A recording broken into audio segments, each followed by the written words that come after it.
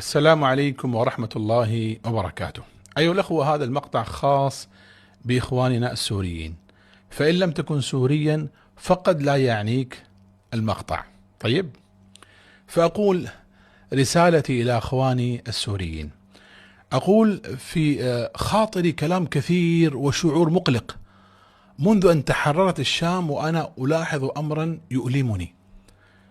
رأيت بعض الأخوة من السوريين الصادقين ممن كانوا يوما وقودا للثورة ضد النظام السابق، للأسف بدأوا بعد التحرير بنقد شديد للحكومة الجديدة وللقيادة الحالية ولأداء المؤسسات الجديدة، تحت عنوان لا نريد تعظيم الأشخاص، لا نريد طغاة جدد، لن نعيد الأخطاء الماضية، وغيرها من العبارات الرنانة. أنا حقيقة لا أقلل من خوفهم ولا أطعن في نيتهم، لكني أقول إن هذا النقد الشخصي ليس وقته حتى بعد شهور ويمكن حتى سنوات. لماذا؟ لأن العدو، عدو سوريا، لم يغمد سيفه بعد، والخطر ما زال يحيط بسوريا من كل جانب. فكيف يأتي شخص ذو خبرات محدودة لا يمتلك الصورة الكاملة للأحداث والظروف ويتكلم بكلام لا يلقي له بالا، لكنه قد يشعل الجبهة الداخلية، قد يثير فتنة، كلام قد يكون نقدا أو رأيا، لكن ليس فيه منفع إلا التقليل من شأن الحكومة والقائمين عليها والتشكيك في جهودهم. ونحن نعلم أن العدو ما زال يتربص بالداخل والخارج. واليوم لما رأيت بعض المشاهد في سوريا وقرأت عن أرقام وأعداد الشهداء تألمت بشدة، وتأكد لدي هذا الشعور السابق منذ تحرير الشام. لذلك في هذا المقطع أنا أقولها بكل وضوح وبكل محبة، وتأملوا في كلماتي بعين العاقل لا بعين الغاضب أو العاتب. فرسالتي أبعثها لكل من يملك قلبا يخاف على بلده، لكل من تهمه سوريا. يا إخوتي، منذ أن تحررت الشام وظهرت هذه القيادة الجديدة نحسبها مخلصة، والله حسيبها. هي تحاول أن تنهض بهذا البلد الجريح.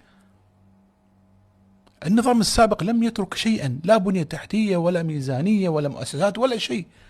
يا إخوتي، في سوريا اليوم عندكم حاكم اسمه أحمد الشرع، يقود مرحلة صعبة في ظروف أصعب.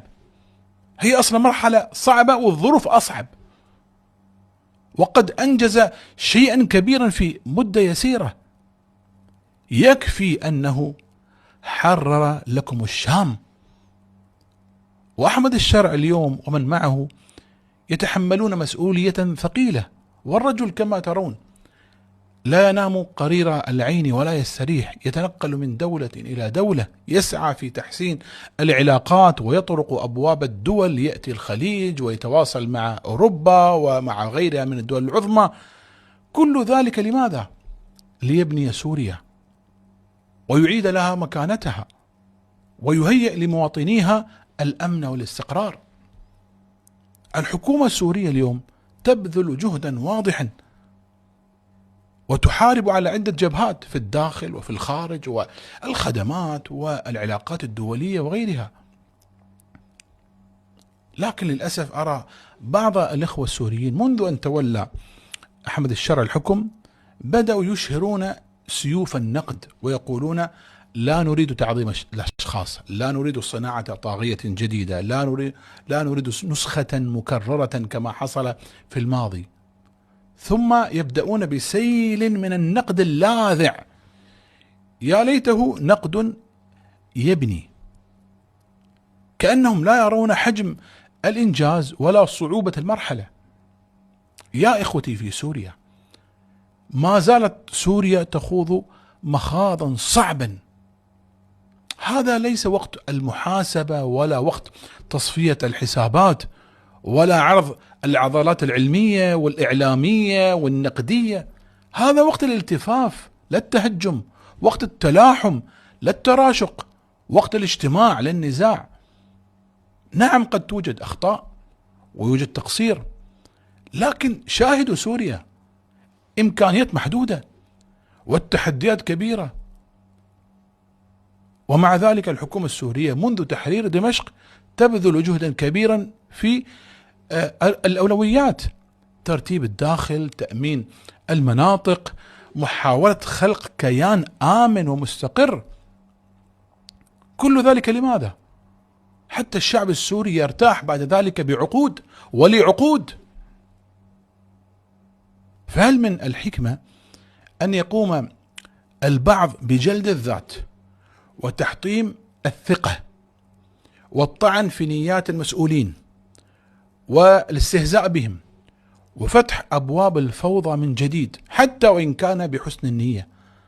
هذا ليس وقت الانتقاد الشخصي، ولو كان النقد في ظاهره حقا. أيها الإخوة السوريون، وجهوا نقدكم لأعدائكم لا لإخوانكم، وجهوا سهامكم لمن قتل أبناءكم لا لمن يحاول أن يؤمنكم ويعيد الكرامة إليكم. والله يا إخوان، المرحلة اليوم تحتاج إلى رجال عقلاء يقدمون المصلحة العامة على نزوات النقد، أسميها نزوات.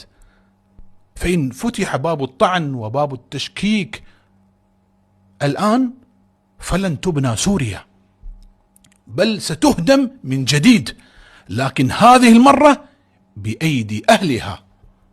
كم كان يؤلمني حينما أرى أحد السوريين ماسك جواله وقاعد ينتقد من بعيد. أغلب هؤلاء الذين ينتقدون من بعيد، ويكتب كلاما سلبيا عن الحكومة أو القيادة السورية. يا أخي اتق الله، اتق الله. إن كنت صادقا في غيرتك فدع عنك الكلام وابدأ بالعمل. أنت الذي ابدأ بالعمل، اترك جوالك وتعال إلى سوريا وشارك في الميدان، ساعد السوريين، ابني مع أبناء بلدك، اجتهد في الإصلاح. سوريا تبنى بسواعد رجالها لا برجال غيرها، تبنى بكلمات فيها الأمل لا بكلمات محبطة على الإنترنت. إيه والله، واحد مو عاجبه لون العلم ويتكلم ومقاطع، والثاني مو عاجبه الهوية البصرية ويتكلم وينتقد، والثالث ينتقد السيف الدمشقي يقول بلاستيك ما بلاستيك، والرابع يتكلم عن بدلة وكرفتة أحمد الشرع، والخامس مو عاجبه الوزير الفلاني، وهكذا. صارت هذه القضايا. ولذلك يا إخوتي أرجوكم، كل من ينزل مقطع فيه مثل هذا الكلام اكتبوا له في التعليقات: كفانا كلاما، كفانا تحطيما. إن كنت صادقا تعال إلى الداخل وابن البلد معنا بدل أن تهدمها بكلماتك. إي والله، الكلمات الجارحة تهدم، الكلمات الجارحة تؤذي. أيها الأخوة، أنا كلمت أحد السوريين مرة، قلت له ما شاء الله الآن سوريا تحررت، ليش ما رحت إلى الآن سوريا؟ قال رحت أنا، تميت أسبوع طلعت ورجعت. قلت له ليش؟ قال ما أتحمل. قلت له لماذا؟ قال ما فيها كهرباء، 4 ساعات وما في كهرباء، ما أتحمل الحر. ما شاء الله. إذا من سيبني سوريا؟ ما تتحمل الحر؟ والله هؤلاء كثير منهم يعايش في دول غربية وأوروبية وينتقد وهو لا يعيش، لا يتحمل سوريا أسبوع واحد، لا يتحمل تعب البناء وجهد البناء، لا يتحمل الحر في سوريا، ومستعد يسجل آلاف المقاطع وعشرات المنشورات ينتقد ويتكلم ويهدم بكلمات سلبية. من سيبني سوريا إذا أنت ما تتحمل؟ أليس سوريا بحاجة إلى كوادر وإلى مؤهلات وإلى رجال ولا أناس عندهم شهادات وإمكانيات وعقول؟ من سيبني سوريا؟ يا إخوة، نحن لسنا في وقت المجادلات ولا التحليلات، نحن في وقت البناء، وقت الوحدة. والله لسنا في حاجة للمزيد من كلمات السلبية، نحن في أمس الحاجة إلى من يزرع الأمل في سوريا ويشد على يد المصلح ويقول للمحسن أحسنت ويقوي الصف. الله المستعان. أتعجب من هذا الهرج الكبير والكلام الكثير، ونرى اليوم سوريا كم هي محتاجة إلى توحيد الصف والالتفاف حول القيادة وإحسان الظن فيها والدفاع عنها. من عدوها اليوم؟ من عدوها؟ يا أحبتي في سوريا، والله إني لكم ناصح أمين، هذا وقتكم لتقولوا للقيادة عندكم نحن معكم ما دمتم على الطريق، فإن العدو الخارجي يتربص، والفوضى لا ترحم، والتاريخ لا يعطي الفرصة مرتين. اللهم ألف بين قلوب السوريين واجمع كلمتهم ووفقهم لما فيه خير البلاد والعباد. وآخر دعوانا أن الحمد لله رب العالمين، وصلى اللهم على نبينا محمد وعلى آله وصحبه وسلم.